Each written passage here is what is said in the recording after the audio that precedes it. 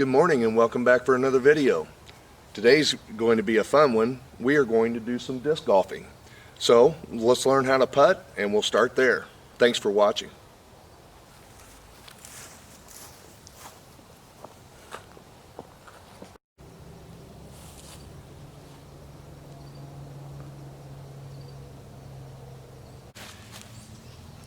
Alright guys, what we have here, these are putters for disc golf.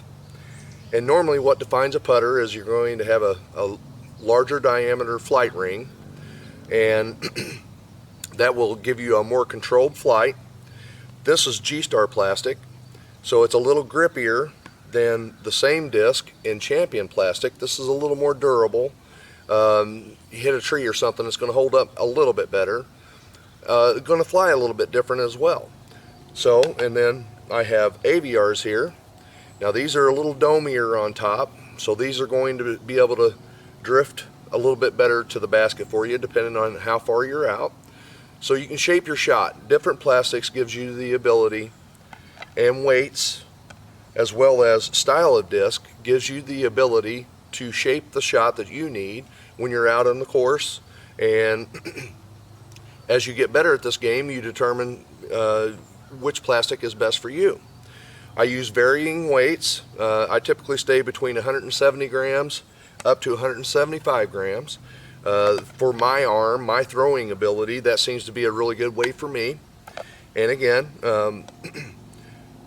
as you make selections for the plastic that you throw, will be determined a particular shot you need to make, or just simply a friend saying, hey, try this out, and you grabbing hold of one of these discs and just absolutely enjoy the way it throws for you. So that explains a little bit about this. I'm going to bring this closer into the camera so you can see it, and then we will get on to some putting practice. This is what I'm referring to as the flight ring. You can see how round this is, so it's less aerodynamic. And again, this is called a Rhino. This thing flies flat. It's made for a straight shot, and you can really crank on this thing and make it fly for you. This, a little more domey up here on the top, and the ring is a little bit larger in diameter, but sometimes you can get a little bit better grip on this. So that determines how these things fly. And like I said, you'll choose the right plastic that is good for you. Okay? And again, they are all stamped with a weight on them. This is 171 grams. You probably can't see that in the camera. I'll try to get it turned up there to where maybe it'll focus it on for you. But again, each one of these is simply to your choice as to weight that you throw. Okay? Now, the way you want to grip this for putting, it's a little bit different than when you're out trying to throw a drive where you want a lot of distance. But I use what's called a fan grip. So I lay my fingers down underneath that, pinky tucked to the rim, spread your fingers out on that side, and then I leave my thumb flat up here on the top. So when I flip this thing towards the basket, I have a little more control. I'm not having to throw this as hard, because typically a putting shot is hopefully within 15-20 feet. And so you want just control, and we're just going to flip this right towards the chains of the basket. Okay? Now, if I was out a little bit farther and I have to really throw this, and again, I typically go to something a little flatter if I'm going to have to go for a 60 or 70 foot putt, and I bring my thumb in just a little bit more right there on the edge so I can get a little more power to it. The power, the way you throw these, is determined by your grip. So I'm going to bring my thumb in just a little bit more, and then it gives me a little bit more strength in my wrist and forearm to be able to throw this towards the chains. Okay? So, again, plastic is entirely up to you. Putters, always with a fatter rim. When we get into the high-speed drivers now, that rim's going to be probably less than 1/8 of an inch thick. It's made more aerodynamic and will fly faster.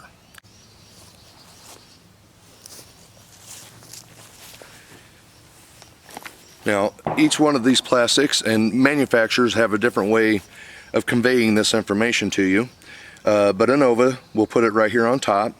This first number here, if you can see that, there's a number 2 right here. That tells you the speed of this disc. Speed simply is determined by how hard you have to throw this in order to make it fly. The second number represents the amount of glide it has. So this has a really low number. So it's not going to glide a lot. It's just simply going to go straight. Gliding means getting this air movement underneath it. Okay. The next number will tell you how much that this disc will turn to the right after you've thrown it at the proper speed when it comes out of your hand. And the last number tells you the amount of fade. So the fade is at the end of the flight. If you're throwing a backhand throw, all of these discs always will fade back out to the left. Okay, so that's this number here. So I could throw a long straight shot, and I know it's because of this number it's going to go straight. And then the last number, being our fade, is going to tell me how far this thing should, in theory, turn to the left. So it gives you an idea as to where you need to start to shape the shot that you're getting ready to throw. Now the AVRs is slightly different. We have a speed of 2. We have a glide of 3. So this guy is going to really get moving through the air and drift along the air current underneath it. Now this has a 0 on the first turn number as well, and it has a 1 on the fade. So this means it's going to go straight out and then fade very little back into the chains. So what you would do is you can predict how this is going to turn to the left for you. And if you're throwing a 50-foot shot, you're going to want to throw a little more to the right so it fades into the chains. Okay, let's throw some putts and see how we do. All right, now when I do my putting practice, I like to start at about 10 feet away from the basket and throw until my arm starts to warm up, my wrist starts to loosen up, and that gives me a real good starting point. And then determining however long you want to use for putting practice, I mean, you can spend an hour here, and this is what wins the game for you. So knowing how to putt is probably one of the more important aspects of this game. And like I said, I'll start at 10 feet, I move back to 15 feet, then I try 20 feet, and if I'm still hitting the chains really good, I'll move back to 40 feet and 50 feet and try some of those. The professionals are hitting 60-foot putts at probably better than 80% probability of in the chains. So you have to practice those shots if you want to get good at them, right? All right, let me move this bag and we will see how we do.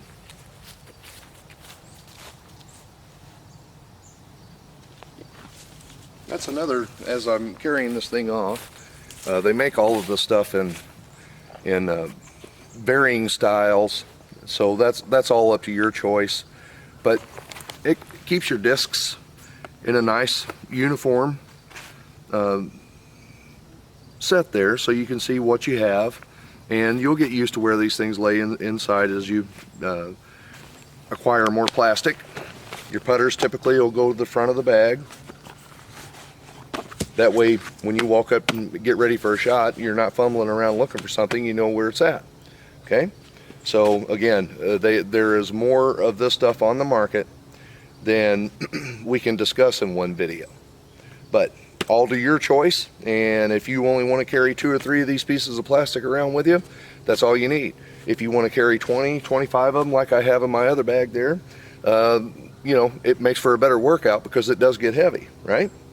And another thing to mention about this sport is every township now, city park, county park, state parks, they all have this, and a great way to spend time with your family. Almost all courses are free to play at, so you can take this stuff, load your family up, go out and spend some time walking around your favorite park and throw some of this plastic. It's a great way to exercise, and like I said, a little bit of practice and you can get good at this game, and then it's really fun. Okay, let's see if we can throw some in the chains.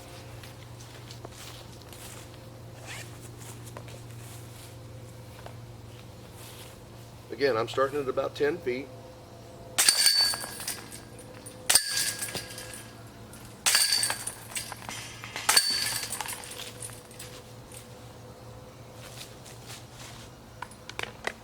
And how much time you dedicate to this is entirely up to you. again, this is where this game is won or lost. And I am holding this in a fan grip, my thumb up to the top, and you just want to get used to the repetition of throwing in those chains. Now I am currently aiming straight at the pole in the center of the basket there and just flipping them in. Now once I start warming up, then I start paying really close attention to the way my body is setting, because it's like any other sport. The more balanced you are with your body, the more focused you are about putting this in the chains where you really want it to go, the better you're going to be at it. So start, after you've thrown a few warm-up throws, start planting your feet, getting in the same position each time, then head straight to the chains with it. And again, fan grip, thumb, and I am simply bringing this up and flipping it in. You can also do it just like throwing a frisbee and start up here and throw into it. Okay?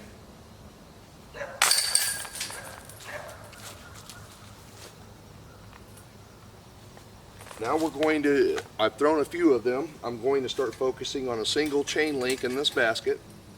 And that really helps as the farther you get away from the basket, the more focused you need to be, because again, these things, they do, if the wind's blowing, different things like that, they do some funny stuff.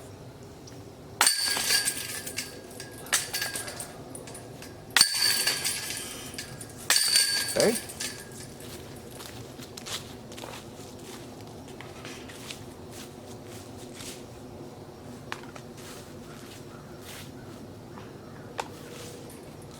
And again, now that I am warming up a little bit, I'm starting to focus more on a single chain link. The farther you get out, here's where the fade comes in. I might be throwing this plastic out here in this range and start predicting the way it's going to roll into the chains. Okay, because as these discs slow down, they will all fade to the right for you, or I'm sorry, fade to the left for you into the basket. So now you're making a curved shot. Get back here a little bit. I'll slow down my throw and see if I can get some of these to turn in for you.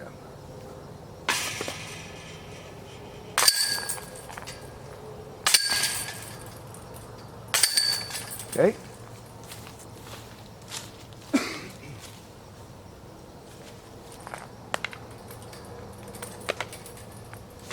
So body placement, the grip on the plastic, and your focus on that chain or basket itself is the most important thing about putting. And then it's just repetition. Do as much of it as you can. Most of your parks will have practice baskets that sets out where everybody goes and warms up their arm and does their practicing before they actually get out onto the course. And just like I said, focus and drop them straight in there. That was a little too hard. Okay. Now I'm going to scoot you guys back and we will see if we can make us some 20 footers. And the probability of success is going down. The farther we get away from the basket, the harder it is to do this. Okay. That's why if you pick a good range at 10 feet and just continually, you're getting the muscle memory built to where you will throw this the same way every time, and that will help your putting practice. Let's move you back some. And when my boys are out and we are putting, what we will do is play a round of horse. So everybody takes their turn just like in basketball. Throw these things at the chains, and if you make it, then everybody has to go from that point. It's a great way to spend time with them, and normally they beat me, but I still try to hang in there. Now we're at about 20 feet. Let's see if we can get up here and actually make some of these. Like I said, the probability goes down from here.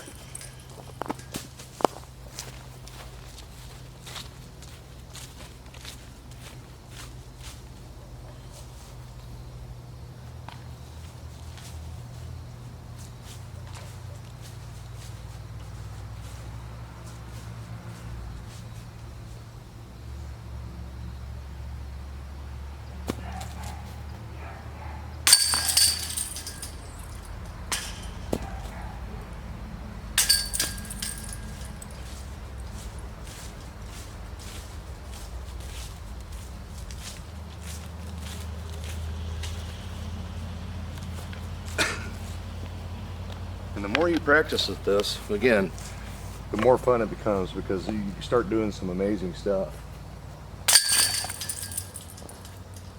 There we go. Got to dial in with these.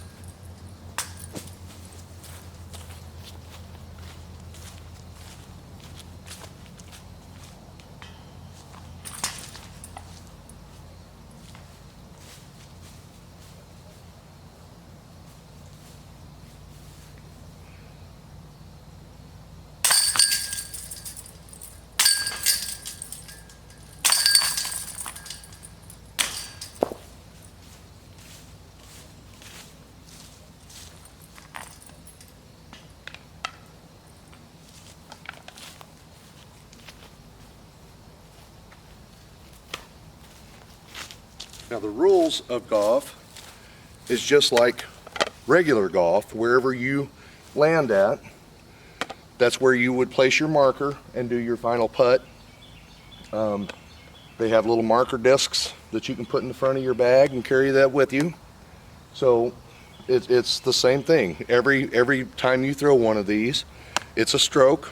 So you want to try to get as many in the chains as you can. That wasn't bad.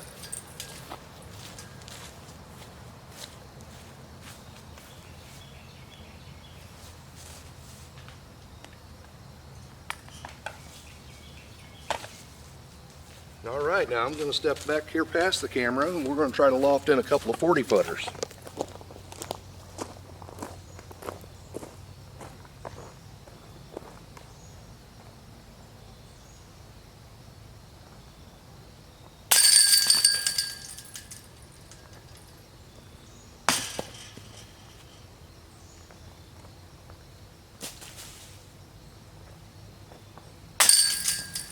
Not bad, 1 out of 4.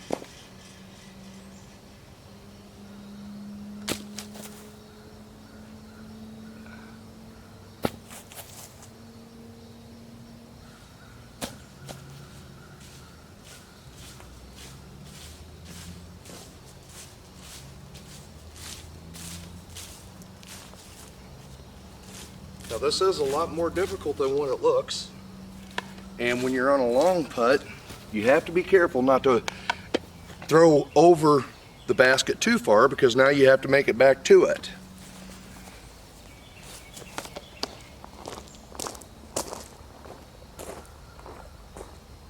This is about 40 feet again.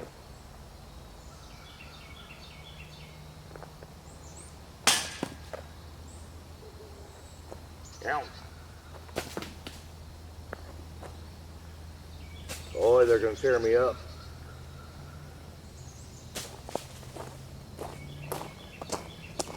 Now, as you guys can see, I definitely need a lot more warm-up time.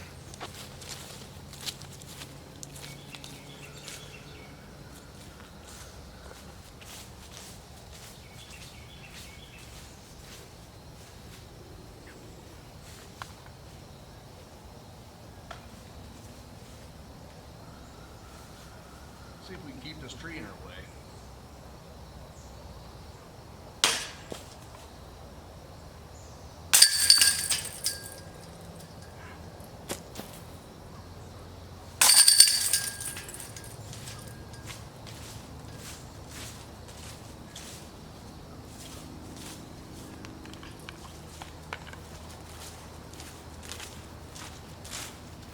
Now, typical golf courses, they tried to hide these things around trees to obstruct getting into the putt, and they'll, you know, this course is famous for it. I have some really challenging baskets here. So warm yourself up, take the time to do some putting practice. Again, I use a fan grip, and where I slide my thumb in and out determines how this is going to fly for me. The farther I am away from the basket, the closer to the edge of the plastic I get my finger, my thumb, and then just flip them to the chains.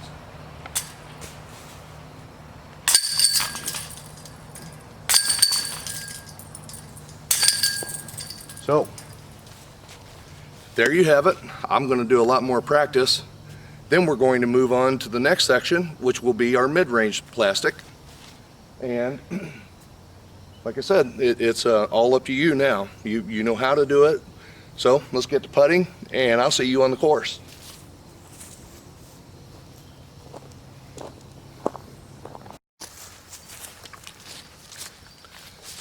Okay guys, first of all, thanks for watching. This will be the series of video 1 in a 3-part series. And as you can see,